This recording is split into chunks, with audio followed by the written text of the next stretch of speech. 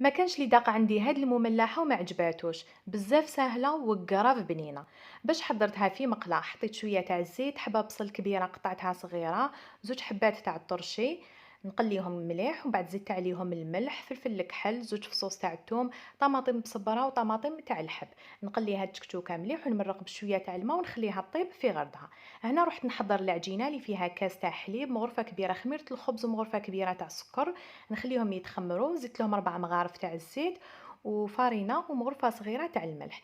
نبدا نطم في العجينة، ومن بعد نزيد لها مغرفة صغيرة تاع زبدة ولا مارغرين، وندلكها غير شوية برك، نغلفها ونخليها حتى تخمر. هنايا بعد ما خمرت راح نشكلها كريات صغار، ومن بعد نشد بالوحدة نحلها وندير لها هذاك الحشو بعد ما يكون برد. ومن بعد جبت هاد الفخوماج جونيور تاع موندور. هاد الفخوماج هو جبن حقيقي ماشي تحضيرة جبنية، راح يعطيكم بنة هايلة للمملحة تاعكم. نسيي كيفاش ندي كمية كبيرة باش تجيني بنينة. وهنا تحبوا تزيدوا الطون تقدروا تزيدوا. نغلق على هاد العجينة، ومن بعد نطيبها، تحبوا ديروها في طاجين ولا في مقلة. انا طيبت النص في مقلة، والنص الاخر درتو في هذاك الطاجين اللي يجيني مخطط.